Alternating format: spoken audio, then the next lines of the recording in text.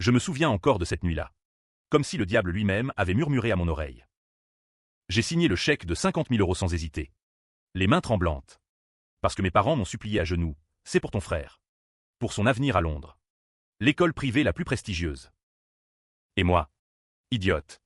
J'ai cru que le sacrifice valait la peine pour la famille. Mais 2 mois plus tard, je les ai vus. Ma mère au bras de mon frère. Riant devant une Mercedes flambant neuve garée devant notre maison de banlieue parisienne. Et les photos sur Instagram, lui posant devant Big Ben. Elle à ses côtés.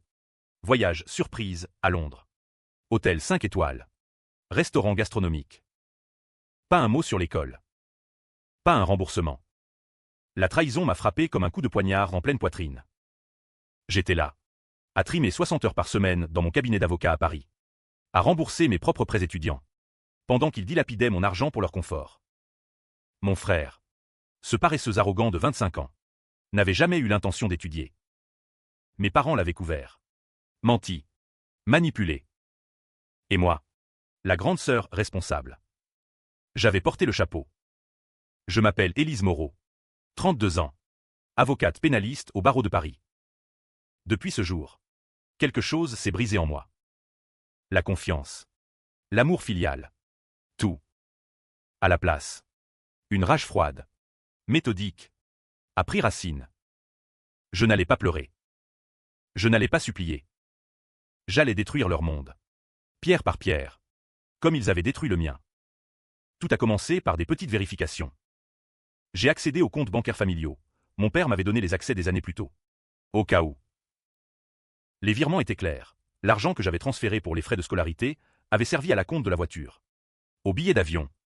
Aux réservations d'hôtel. Pas une trace d'inscription universitaire. Mon frère avait menti sur toute la ligne. J'ai confronté ma mère au téléphone. Sa voix a tremblé. Élise. Ma chérie. Ce n'est pas ce que tu crois. Ton frère avait besoin de se changer les idées. Il était déprimé. L'école. On y pensera plus tard.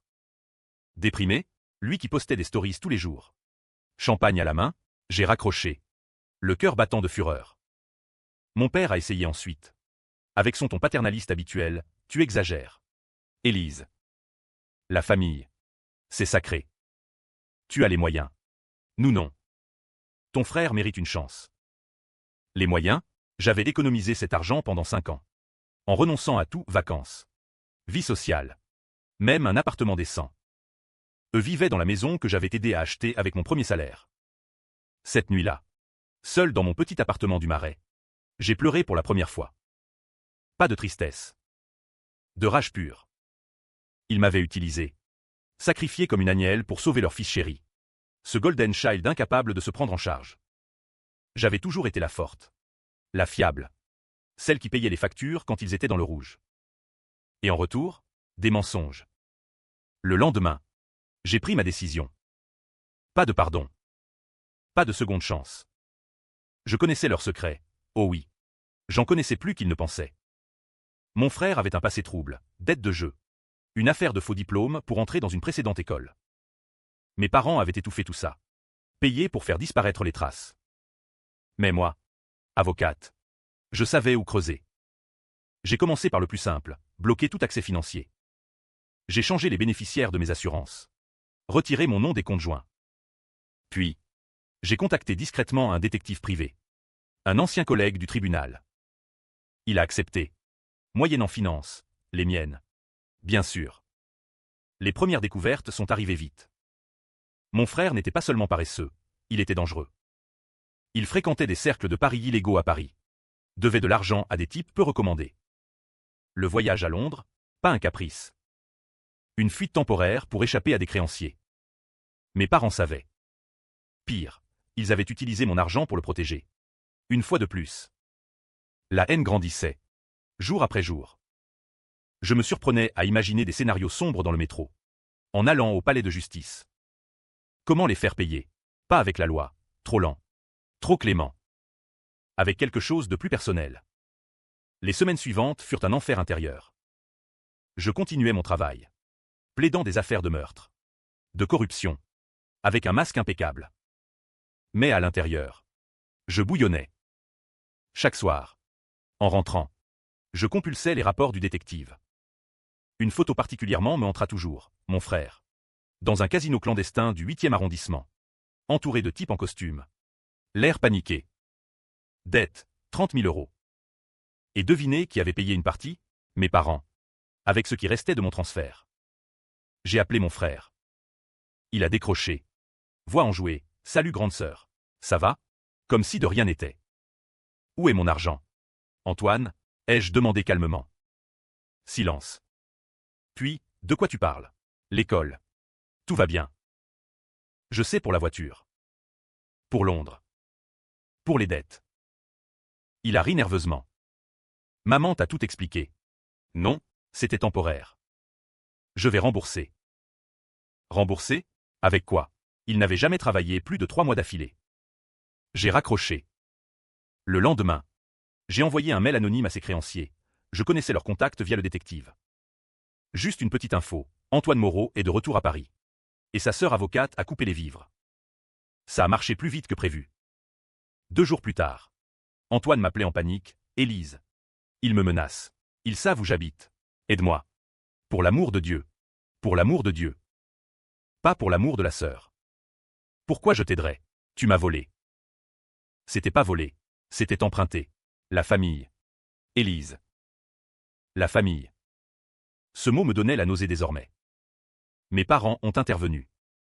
Ma mère en larmes, si tu l'aides pas. Il va lui arriver malheur. C'est ton frère. Mon père. Menaçant, si tu fais ça. Tu n'es plus ma fille. Je n'étais plus leur fille depuis longtemps.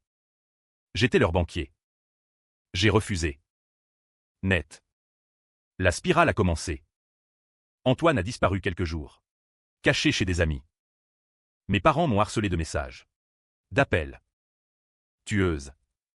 M'a traité ma mère dans un voicemail hystérique. Tu vas avoir sa mort sur la conscience. Sa mort? Intéressant comme ils inversaient les rôles. Mais je n'avais pas prévu la suite. Antoine. Désespéré.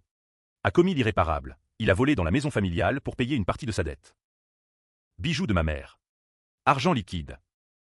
Et il a laissé des traces menant à lui. Les créanciers l'ont retrouvé. Une nuit. Il s'est fait tabasser. Hôpital.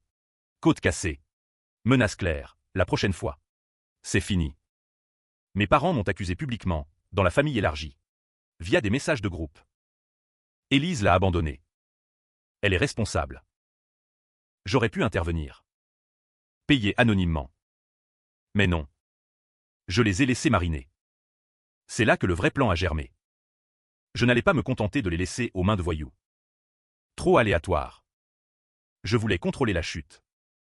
En tant qu'avocate, j'avais accès à des réseaux. J'ai contacté un ancien client, un homme que j'avais défendu pour blanchiment. Acquitté grâce à moi. Il me devait une faveur. Une grosse. Je lui ai demandé de surveiller mon frère. Pas de violence. Juste de la pression psychologique. Des appels anonymes. Des suivis. Suffisamment pour terrifier. Ça a fonctionné. Antoine est revenu suppliant. Mes parents aussi. Mais je voulais plus. Je voulais qu'ils confessent. Qu'ils admettent la trahison. J'ai organisé un dîner de réconciliation chez moi. Ils ont accepté. Désespérés. Ce soir-là, dans mon appartement, sous les lumières tamisées, j'ai servi le vin. Et j'ai enregistré tout. Le dîner fut un chef-d'œuvre de tension. Ma mère arriva les yeux rougis. Mon père raide comme la justice. Antoine boitant légèrement. Visage tuméfié. Merci d'avoir accepté. Ai-je dit en les embrassant froidement.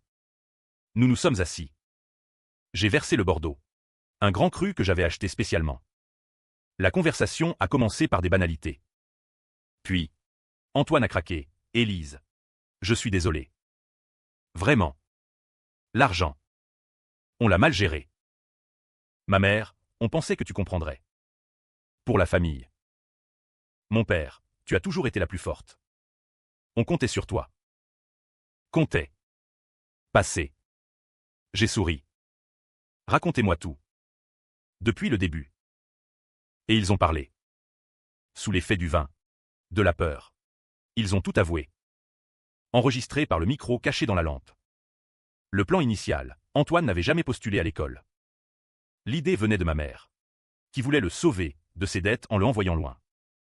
Mon père avait validé. Ils avaient inventé l'histoire des frais de scolarité pour me soutirer l'argent. Tu gagnais bien. Élise. Nous. On galérait avec la retraite. A dit mon père. Et le voyage? Ai-je demandé doucement. Un bonus. Il méritait de se détendre. A répondu ma mère. Méritait. Ce mot me brûlait. Antoine a pleuré, j'ai merdé. Sœur. Mais ils m'ont poussé. Poussé. Toujours la victime.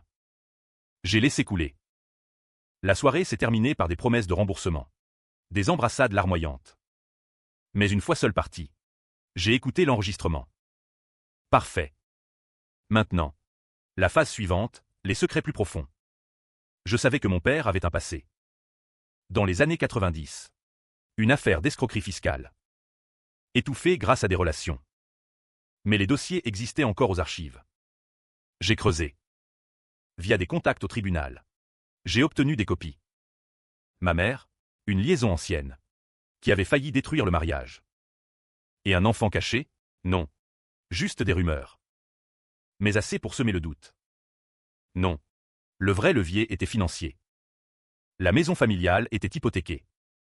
Il vivait sur le fil. J'ai contacté la banque. Anonymement. Comme créancier potentiel. J'ai signalé des irrégularités, basées sur les infos de l'enregistrement. La banque a enquêté. Gel des comptes. Panique chez eux. Antoine. De son côté. Sombrait. Les créanciers revenaient. Mon ami intensifiait la pression. Un soir. Il s'est présenté chez moi. Ivre. Élise. Ils vont me tuer. Aide-moi. Je ferai tout.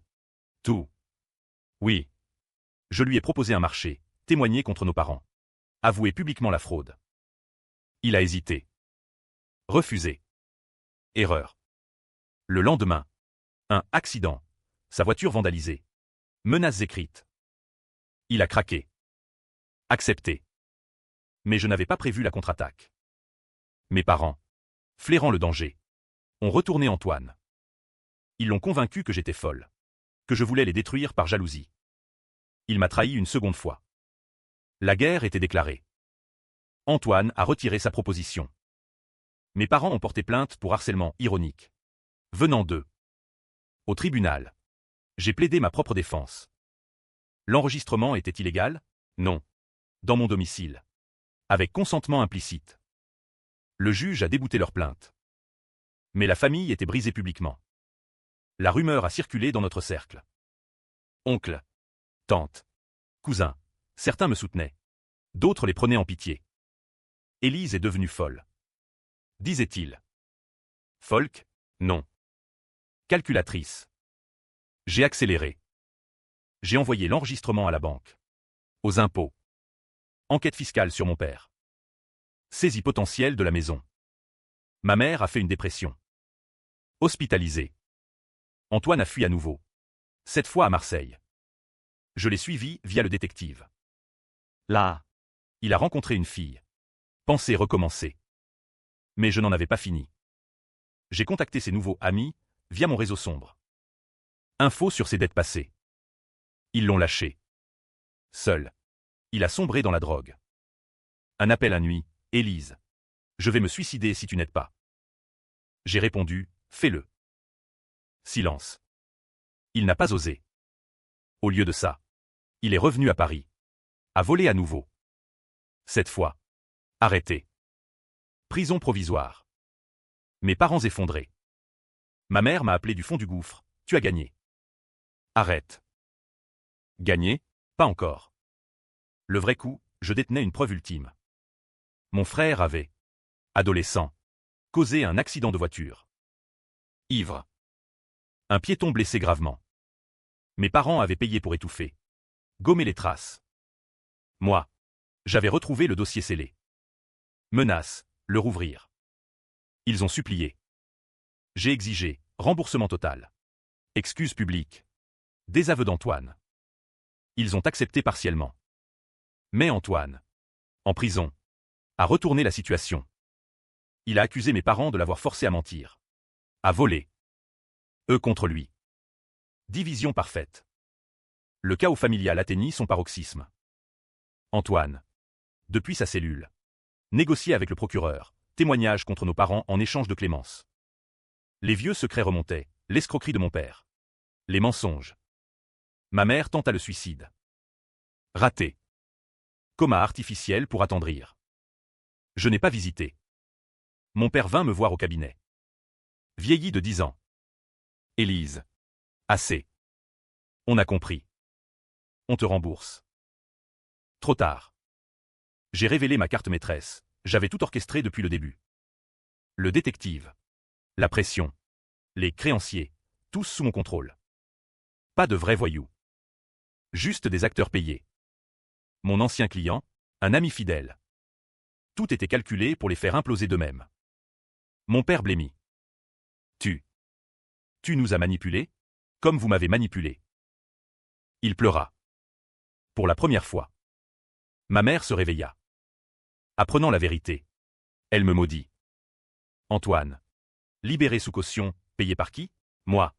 Anonymement. Confronta tout le monde. Bagarre familiale épique. Mais le twist approchait. En réalité, j'avais un secret plus grand. L'argent des 50 000 euros, je l'avais récupéré dès le début. Via un virement inverse discret. Il n'avait eu que la moitié. Le reste, investi. J'étais riche désormais. Mais la vengeance n'était pas complète. Le climax arriva lors d'une confrontation finale dans la maison familiale. Vide désormais. Saisie imminente. Tous les 4 réunis. Je révélai tout, la manipulation totale.